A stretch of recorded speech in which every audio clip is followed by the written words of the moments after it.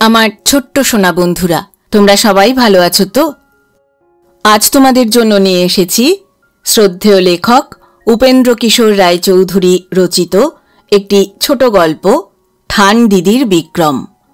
গল্প পাঠ করছি আমি, গল্প দিদি। আমাদের এক ঠান দিদি ছিলেন, অবশ্য ঠাকুরদাও ছিলেন, নইলে ঠান দিদি এলো কোত্থেকে। তবে ঠাকুরদাদাকে পাড়ার ছেলেরা ভালো রকম জানত না। ঠাকুরদাদার নাম রাম কানাই রায়, লোকে তাকে কানাই রায় বলে ডাকত, কেউ কেউ রায় মশাইও বলতো। ঠাকুরদাকে যে ছেলেরা জানত না তার একটু নমুনা দিচ্ছি। ঠান দিদির বাড়িতে এক ঝাড় তলতা বাঁশ ছিল, ওই বাঁশে ভালো মাছ ধরবার ছিপ হতো। একবার কয়েকটি ছেলে ছিপ তৈরি করবে বলে চুপি চুপি একটা বাঁশ কেটে রাস্তায় টেনে এনেছে। অমনি দেখে রায় মশাই সম্মুখে। তারা তখনই হাত জোর করে বললে, আপনার পায়ে পড়ি, ঠান দিদিকে বলবেন না।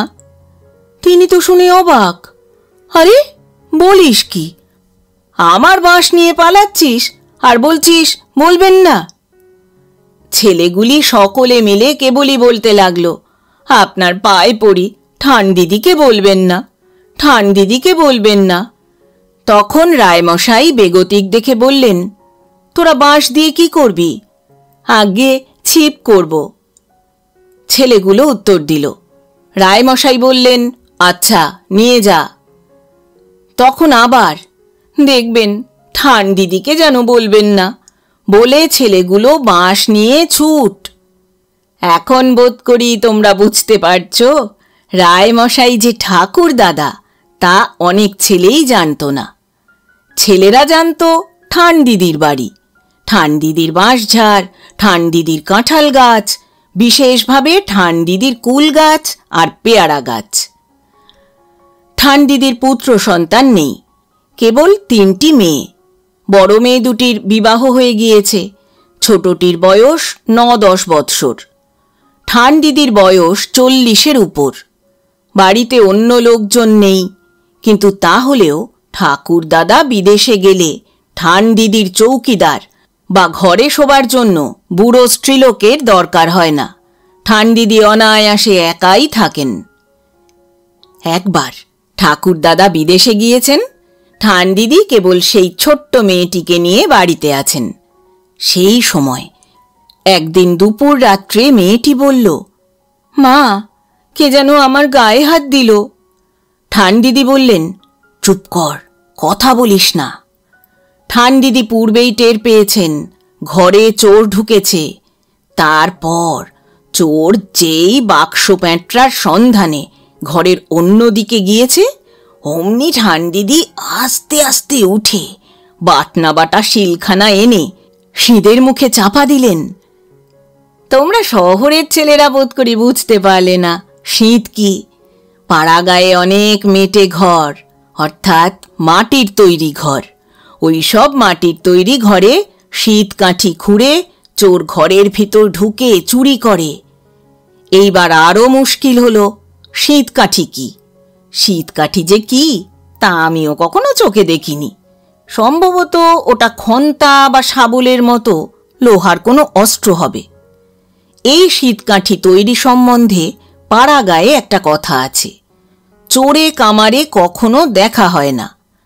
শীতকাঠি যখন লোহার অস্ত্র, তখন অবশ্যই ওটা কামারে গড়ে। কিন্তু চোর কি কামারের বাড়ি গিয়ে বলে, কর্মকার ভায়া, আমাকে একটা শীতকাঠি তৈরি করে দাও? নিশ্চয়ই না। তাহলে তো সেইখানেই সে চোর বলে ধরা দিয়ে দিল। কামার ভায়া চোরের নিতান্ত বন্ধু হলেও সময় মতো অন্য 2-10 জন বন্ধুর কাছে সেটা গল্প করবেই, দরকার হলে পুলিশের কাছেও বলতে পারে। তবে চোর কি করে শীতকাঠি গড়ায়? আমরা ছেলেবেলায় শুনতাম, চোরের শীতকাঠির দরকার হলে চোর একখানা লোহা আর একটা আধুলি রাত্রে কামারশালের এমন জায়গায় রেখে যায় যে কামার সকালে কামারশাল খুলবার সময় সেটা তার নজরে পড়ে। তখন কামার অন্য কাজ বন্ধ রেখে সকলের অসাক্ষাতে শীতকাঠিটি তৈরি করে। কামারশাল বন্ধ করবার সময় ঠিক সেই জায়গায় সেটি রেখে দেয়। রাত্রে চোর এসে সেটি নিয়ে যায়। যাক, এখন আসল কথা শোনো। ঠানদিদি শীদের মুখে শিলটি চাপা দিয়ে তার পাশে চুপ করে বসে আছে। তারপর চোর একটি বাক্স এনে শীদের কাছে যেমনি নামিয়েছে অমনি বেটাকে জাপটে ধরেছেন। তখন চোর নাকি সুরে বলল, মা ঠাকরুন ছেড়ে দিন, মা ঠাকরুন ছেড়ে দিন। ঠানদিদি বললেন, বল বেটা, তুই কে? নইলে এক্ষুনি পাড়ার লোক ডেকে তোকে শ্বশুর বাড়ি পাঠাবার ব্যবস্থা করব। চোর দেখল নাম না বলে আর নিষ্কৃতি নেই, কাজেই বলল, মা ঠাকরুন, আমি শীতল। তা শুনে ঠানদিদি বললেন, হতভাগা, মরতে আর জায়গা পাওনি? চাও, ওই বাইরে কলসি আছে, পুকুরে গিয়ে জল আনো, তারপর কাদা করে শীত বোঝাও। ওই গোয়ালে গোবর আছে, গোবর দিয়ে ভিতর বার ভালো করে নিকিয়ে দিয়ে যাও। আমি সকালে উঠে এসব হাঙ্গামা করতে পারবো না। শীতল তখন কলসিটি নিয়ে আস্তে আস্তে পুকুর ঘাটে গেল। তখন ফাল্গুন মাস, পাড়াগাঁয়ে বেশ শীত। সেই শীতে পুকুর থেকে জল এনে কাদা করে শীত বুঝিয়ে ভালো করে নিকিয়ে তবে শীতল ছুটি পায়। তোমরা চালাক ছেলেরা ভাবছ ছোট্টা কি বোকা, কলসি নিয়ে অমনি পালালো না কেন?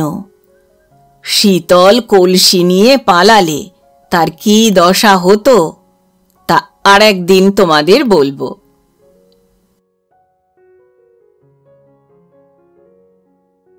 বন্ধুরা, একটা ছোট্ট অনুরোধ, গল্প পাঠ ভালো লাগলে চ্যানেলটি সাবস্ক্রাইব করে পাশে থেকো। আবার আসবো আগামী সপ্তাহে আবার একটা মজার গল্প নিয়ে। আজ তাহলে টাটা, সবাই ভালো থেকো, সুস্থ থেকো।